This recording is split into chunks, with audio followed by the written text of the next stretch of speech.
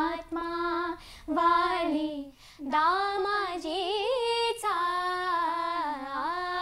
कानडा राजा पंढरीचा कानडा राजा पंढरीचा कानडा राजा पंढरीचा. खरं तर ज्यांची आवाजच ज्यांची ओळख आहे अशा दोन भगिनी आज सोशल स्टारमध्ये सहभागी झालेल्या, ज्यांनी या गाण्याची सुरुवात केली आणि त्या गाण्याची सुरुवात होताच माझ्याही अंगावर शहारा आला. कारण ज्या मातीतून या दोघी येतात ती माती संस्कारांची आहे, ती माती अध्यात्माची आहे, ती माती संत शिकवणाची आहे आणि ती माती इंद्रायणीसारखी तितकीच प्रवाही सुद्धा आहे.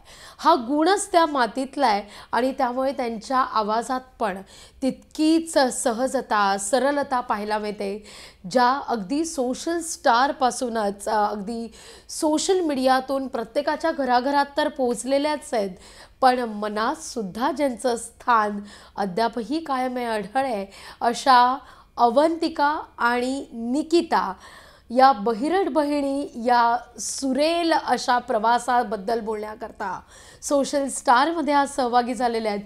तुमच्या दोघींचं सुद्धा मनापासून स्वागत. थँक्यू. तुमची सुरुवातच जी केली ती म्हणजे आता मला अजूनही शहारा आला आहे तो अंगावर. आळंदीच्या मातीत, जसं मी म्हणाले की आळंदीच्या मातीतच तो गुण आहे, ते संस्कार आहेत. तर तिथूनच या सगळ्या प्रवासाला सुरुवात झाली की कसं नेमकं काय, की म्हणजे अगदी आळंदीतला लहान मुलगासुद्धा सहज भजन म्हणतो, सहज एखादा अभंग म्हणतो, तुम्हीसुद्धा तसेच? नेमकं काय कसं काय घडलं आहे? हो, नक्कीच. आळंदी म्हणजे वारकरी संप्रदायाची जी काही संस्कृती असते ती आमच्यात आहे. आमचे आजोबा प्रवचनकार आहेत, कीर्तनकार आहेत आणि त्यांच्यामुळेच आम्हाला ही गोडी लागली. अच्छा. आणि पहिल्यांदा मला सांगा, तुमच्यात अवंतिका कोण आहे आणि निकिता कोण आहे? मी अवंतिका, ती निकिता. ओके. आणि मोठं कोण आहे याच्यात? निकिता मोठी आहे. ओके. सुरुवात दोघींची कशी झाली? म्हणजे ताई जायची म्हणून तू जायला सुरुवात केलीस की तुझ्यातही ती आवड होती? सुरुवात लहानपणापासून दोघींमध्ये सुद्धा आहे. म्हणजे पप्पा आम्हाला पहिले कॅसेट्समध्ये जुनी जी गाणी आहेत, लता दीदींची, किशोर कुमार यांची, ती गाणी ऐकवायचे आणि त्यानंतर हळूहळू मग आजोबांमुळे आध्यात्मिक सगळे अभंग शिकलो. आजोबा कीर्तनाला वगैरे जायचे? त्यांच्यामुळे ते सगळी गोडी लागली. आणि त्यानंतर पंडित कल्याणजी गायकवाड हे आमचे गुरुजी आहेत, त्यांच्याकडे आम्ही गायन शिकलो. अच्छा. म्हणजे कार्तिकीचे बाबा? हो. म्हणजे कार्तिकीकडून पण तुम्हाला बरंच काही शिकता आलं. याविषयी तर बोलणार आहोतच, पण आपण तुमच्या बालपणात जाऊया. जेव्हा आजोबांबरोबर तुम्ही जायला सुरुवात केली तेव्हा कसा तो माहोल होता? म्हणजे काही कळत होतं का की समोर नेमकं काय घडतंय, आपल्या कानावर काय पडतंय? आठवतंय असं जेव्हा आजोबा घेऊन गेलेले होते? म्हणजे आपण गावाकडचं वातावरण पाहतो, काकड आरती वगैरे असती, तर त्यावेळेस आजोबा सोबत घेऊन जायचे आणि मग तिथं त्यांचं काय प्रवचन कीर्तन असायचं आणि ते मग आम्हाला म्हणायचे की तुम्ही एखादा अभंग सगळ्यांपुढे सादर करा आणि आमचं कौतुक करायचे ते सगळ्यांसमोर की माझ्या नाती खूप छान गातात.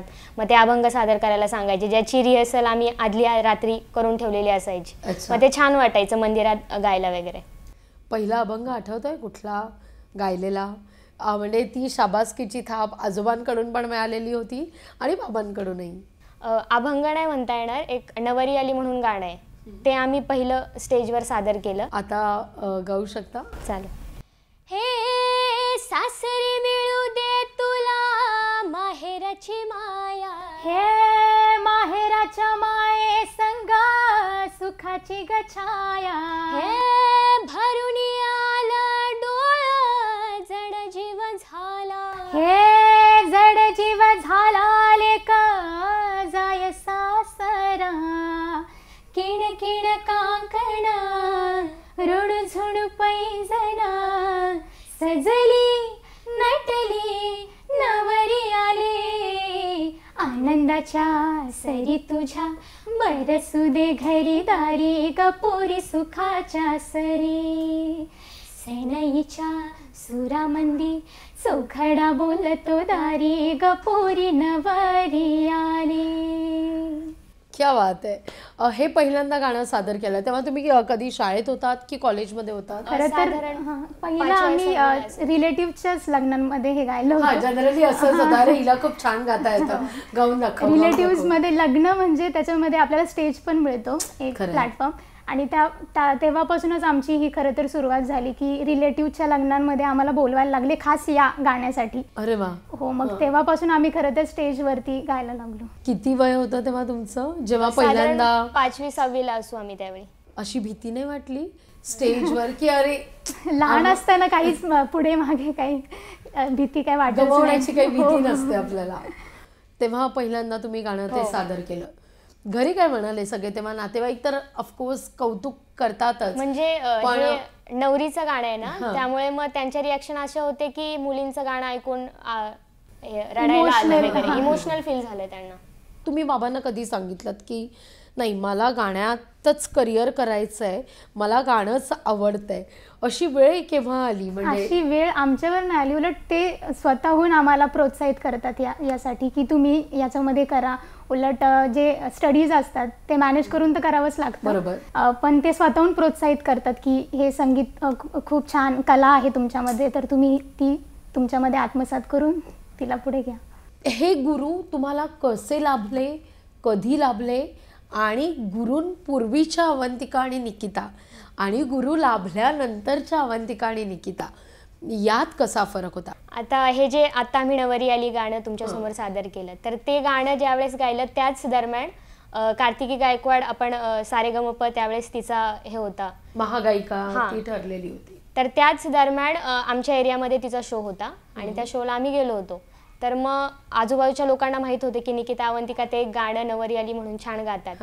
मग त्यांनी विनंती केली की तिथे त्या गातील म्हणून कार्तिकीच्या शो मध्ये. अरे वा. मग तिथे आम्ही गायलो आणि गायल्यानंतर मग तिच्याशी बोललो वगैरे, तिच्याबरोबर फोटो काढले आणि मग वडिलांनी संपर्क केला त्यांच्या वडिलांशी, पंडित कल्याणजी गायकवाड, की मुलींना तुमच्याकडे क्लाससाठी घेऊन यायचं होतं. मग त्यानंतर त्यांच्याशी संपर्क करून क्लास लावला. आणि साधारण कितव्या वयात हा सगळा क्लास सुरू झाला? 4th-5th मध्ये असताना. अच्छा, म्हणजे आता बरीच वर्ष उलटून गेलेली आहेत. कल्याणजी गायकवाड जेव्हा तुमच्या आयुष्यात आले तेव्हा मात्र हा सगळा प्रवास कसा सुरू झाला? म्हणजे त्यावेळेस लहान होतो त्यामुळे एवढी समज नव्हती. मग आम्ही त्यांच्याकडे जायचो त्यावेळेस सूर लागत नसायचे किंवा मग ते त्यावेळेस सांगायचे की हे असं असं केलं पाहिजे. तरी लहान होतो त्यामुळे असं वाटायचं की हे एवढं सिरियसली आपण का घ्यावं, कारण त्यावेळेस लहान आता त्याची खूप किंमत कळते. आता किंमत कळतीये. मग ते म्हणायचे की रियाज किती वेळ करता. किती वेळ करायचा तेव्हा तुम्ही? तेव्हा नाही, त्यावेळी इतका काही करत नव्हतो. मग आम्ही असं शांत बसायचो की आता रियाज तर कमी वेळ करतो आणि कसं सांगायचं. मग तेच ते त्याचं महत्त्व समजावून सांगायचे की रियाजाने तुमचा आवाज तयार होईल वगैरे वगैरे. तर त्या गोष्टी आत्ता आठवत आहेत आम्हाला. आणि मग पुढे आता शास्त्रीय संगीत शिकतोय तर ते आम्ही श्री मोहन भोसले सर यांच्याकडे शिकतोय, तर ते पण आम्हाला ह्याच गोष्टी सतत नेहमी सांगत असतात. तुम्ही कधी ठरवलं की आत्ता आपण एकत्र येऊन हा व्हिडिओ केला पाहिजे, या सोशल मीडियावर टाकला पाहिजे? कुठलं गाणं होतं की जे पहिल्यांदा सोशल मीडियावर टाकलं गेलं? लॉकडाऊनच्या दरम्यान आमच्या भावाने आम्हाला सांगितलं एक गाणं तुम्ही रेकॉर्ड करा. साध्या मोबाईलवर ॲप, आपलं कॉमन ॲप घेतलं, त्याच्यावर ते रेकॉर्ड केलं आणि आमच्या शेतावर ते रेकॉर्ड केलं आम्ही, ऐरणीच्या देवा म्हणून. मग त्याने ते शूट केलं, घरी आधी ऑडिओ केला आणि तिथे गेल्यानंतर मग ते लिपसिंग केलं. अरे वा, इथे सादर होऊन जाऊ दे. लक्ष्मीच्या हातातली चोरी व्हावी वर खाली, लक्ष्मीच्या हातातली चोरी व्हावी वर खाली, इडा पिडा जाईल आली, किरपा तुझी भात्यातल्या सुरासंग, किरपा तुझी भात्यातल्या सुरासंग, गाऊ दे बाळागत माया तुझी आम्हावरी राहू दे, ऐरणीच्या देवा तुला ठिणगी ठिणगी भाऊ दे, आबाळागत माया तुझी आम्हावरी राहू दे. असंच एक गाणं जे शेतात खरं तर तू म्हटलंस आणि त्यानंतर मात्र त्या गाण्यानं सोशल मीडियावर धुमाकूळ घातला. अजय अतुल यांचं ते गाणं होतं वाट दिसू दे. सो मला असं वाटतं की ते गाणं थोडं इथे सादर व्हावं. हे हिरव्या दाण्याचं दाण दिलं त्यानं, वसाडाचं रान झालं जी. आर मातीच्या पोटात आसमानाचं बळ, माऊलीची लाज राखजी. या मिणमिणत्या दिव्याला तू साकड घाल, या तळमळत्या जीवाला दे जाणीव होऊन, दे धग धगत्या इखाऱ्याला मायेची ओल, या रख रखत्या भुईला दे घामाचं मोल. केली निंदणी पेरणी उधळून जिंदगानी, यणदाचं सार रान आबादान हसू दे. वाट दिसू दे गा देवा, वाट दिसू दे, वाट दिसू दे गा देवा, गाठ सुटू दे. असं काय झालं की ठरवलं गेलं की नाही आपण राजकारणातला पण सूर आळवायला हवा, असं काय झालं? तेच वक्तृत्व करत होते. 10वी नंतर 11वीला मी मॉडर्न कॉलेजला आले आणि तिथे मग आजूबाजूचा माहोल असा होता की वक्तृत्व स्पर्धा सगळे लोक करतायत, मित्रमैत्रिणी वगैरे, आणि तिथे टीचर्स स्वतःहून आपल्याकडून तयारी करून घ्यायचे. मग मी आधी कधी वक्तृत्व इतकं काही केलं नव्हतं. माझी फर्स्ट ट्राय होता आणि फर्स्ट ट्रायमध्ये मला सेकंड नंबर मिळाला एका राज्यस्तरीय वक्तृत्व स्पर्धेत. आणि मग एकदा नंबर मिळाला, मग अजून मी इन्स्पायर होत गेले, वेगवेगळे विषय घ्यायला लागले, त्याच्यावर आपल्याला बोलायला जमतंय का. मग साधारण 5 किंवा 7 मिनिटांचं आपल्याला वक्तृत्व करायचं असतं. मग तसा अभ्यास करून तयारी करून हळूहळू एक एक स्पर्धा करत गेले. आणि मग एक राजकीय प्लॅटफॉर्मची एक स्पर्धा होती, त्याच्यात विषय होता बेरोजगारी. तर त्या विषयावर मग बोलायचं होतं आणि त्याच्या स्टेजेस होत्या की राज्यस्तरीय आणि त्यानंतर राष्ट्रपातळी. मग आधी जिल्हास्तरीय पुण्यात झाली, त्याच्यात सिलेक्ट झाले. मग राज्यस्तरीय पूर्ण महाराष्ट्रातले वेगवेगळी मुलं तिथं आलेली, त्याच्यात पण मी सिलेक्ट झाले. एकूण 10 मुलं घेतलेली. आणि मग पातळीवर वेगवेगळ्या राज्यातून त्यांनी जी काही मुलं सिलेक्ट केली होती त्याच्यातून पुन्हा माझा फर्स्ट आला. मग त्यानंतर मग फर्स्ट आल्यानंतर मग त्यांनी विचारणा केली की तू प्रवक्ता म्हणून काम करशील का. आणि मग मी वडिलांना विचारलं की असं असं आहे म्हणून. ते म्हणले ठीक आहे, तुझा तेवढा अभ्यास होईल. मग त्यांना हो म्हणून सांगितलं. आणि मग तिथल्या प्रवासाला सुरुवात झाली. आता तो प्रवास कुठे पोहोचलाय, म्हणजे काही काम चालू आहे? आता विद्यार्थी संघटनेत आहे मी. मग विद्यार्थी संघटनेत आता पुणे विद्यापीठात मी MSc करते. मग तिथे काही प्रश्न असतील मुलांचे फीज संदर्भात किंवा अन्य वेगवेगळे विषय असतील, किंवा मॉडर्न कॉलेजमध्ये पण आम्ही वेगवेगळ्या विषयांवर आंदोलनं केली आहेत. मग अशा त्याच्या प्रोसेस चालू आहेत. अशा कित्येक मुली आहेत ज्या तुम्हाला सोशल मीडियावर फॉलो करतायत, इन्स्टावर फॉलो करतायत, ज्या गावखेड्यातल्या आहेत, ज्यांना तुमच्यासारखं गाता येतं पण तिथपर्यंत पोचता नाही आहेत. अशा काही मुली तुमच्याशी सोशल मीडियाच्या माध्यमातून कधी कनेक्ट झाल्यात, कधी बोलल्यात? असे खूप मेसेजेस पण येतात DM मध्ये की मला गाता तर खूप येतं पण असं एडिटिंग किंवा जे हे आहे, म्हणजे पहिल्यापासूनची प्रॅक्टिस तर प्रत्येकाला पाहिजे. पण ते जे काय बोलतात की मला मायक्रोफोन नाही आहे, म्हणजे माईक, किंवा तू कशी एडिटिंग करते तुझं व्हॉइस. तर मला फक्त हे सांगू इच्छिते मी यांना की तुम्ही जरी रॉ व्हॉइसनी, तुम्हाला आता सगळं ओपन आहे प्लॅटफॉर्म, सोशल मीडियामध्ये तुम्ही रील्स बनवू शकता, शॉर्ट्स यूट्यूबला बनवू शकता, तर ओपन आहे. पहिलं तरी स्टेज नसायचे, प्लॅटफॉर्म नसायचे, तर तुम्ही ओपन आहे सगळं, तर तुम्ही नक्कीच करू शकता. अगदी फक्त ती जिद्द पाहिजे तुम्हाला जिंकण्याची, आणि तो असेल तर सगळं काही. प्रत्येक ठिकाणी स्पर्धा आहे. सोशल मीडिया तर सतत मिनटाला तासाला बदलणारा तो प्लॅटफॉर्म आहे. अशा परिस्थितीमध्ये आपल्याला या सगळ्या स्पर्धेत टिकून राहण्यासाठी म्हणून कुठल्या 3 गोष्टी फार गरजेच्या आहेत असं तुम्हाला वाटतं? पहिलं तर इंस्टाग्रामसाठी जर सांगायचं झालं तर तुम्ही जरी गाणी निवडता तरी ती ट्रेंडिंग म्हणण्यापेक्षा ते लोकांना रिलेट करेल अशी तुम्ही गाणी करा, की लोक त्याच्याबरोबर इमोशनल असेल काही गाणी. किंवा आता खूप जणांचे मेसेज येतात की मला ते भावलं गाणं, की तुझ्या आवाज तर आहे चांगलाच, पण ते गाणं तुझ्या आवाजात मला भावलं, असं काही जणांचे मेसेज येतात.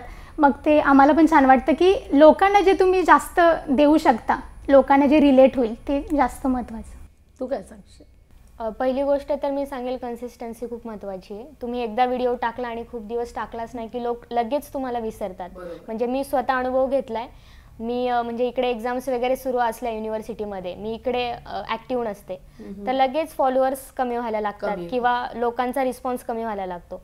म्हणजे लोक लगेच विसरतात. त्यांना फक्त तुम्ही एंटरटेन करायला हवं आणि ते एकदा तुम्ही ते तयार केला तुमचा प्लॅटफॉर्म, तर तुम्ही त्यांना काही ना काहीतरी एंटरटेनमेंट सारखं करायला हवं.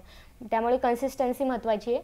आणि अवंती जसं म्हणली तर ट्रेंडिंगनुसार जायलाच हवं. आणि मी असं म्हणेल की स्वतः ट्रेंड निर्माण करणं पण खूप गरजेचं आहे. आपण असं गाणं टाकावं की ज्याच्यामुळे लोकांना वाटलं पाहिजे की हे ट्रेंडला आता आलंय. हां, तर ते गोष्ट झाली. आणि तिसरी गोष्ट म्हणजे तुम्ही जो काही कंटेंट देताय ना, तो 100% व्यवस्थितच पाहिजे.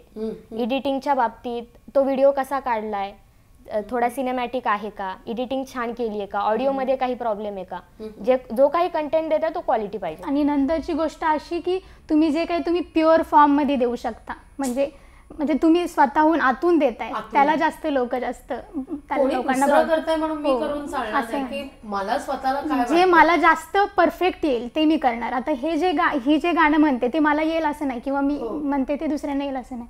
म्हणून जे तुम्ही स्वतःहून देऊ शकता चांगलं तेच परफेक्टली करा. पण या सगळ्या याच्यात असाही एक मुद्दा उपस्थित होतो की केवळ तुमच्यावर प्रेम करणारीच लोक नसतात, तर ट्रोलर्ससुद्धा असतात. आणि मग अशा स्टेजमध्ये काय होतं की चटकन एखादी गोष्ट आपण मनाला लावून घेतो की अरे हे काय झालं, माझं काही चुकलं का, हे एकदम अशी कमेंट आली.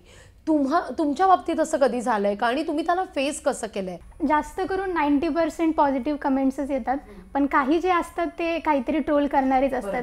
जेवढी चांगली लोक तेवढीच वाईट पण असतात जगात. तर ते मोठे मोठे सेलिब्रिटी लोकांना ट्रोल करतात, तर हे तर आम्ही न्यू आर्टिस्ट आहोत, मग ते तर आहेच. ते फक्त इग्नोर करायचं काही जणांना. आणि काही म्हणजे जर खरंच म्हणजे कन्स्ट्रक्टिव्ह जर तुम्ही क्रिटिसिझम करत असाल ती चांगलीच गोष्ट आहे, आम्ही ती चांगल्या पॉझिटिव्हनेसने घेऊ. आई हाऊसवाईफ, वडील शेतीशी निगडीत, शेतीविषयक लेखसुद्धा सध्या वडील लिहितात.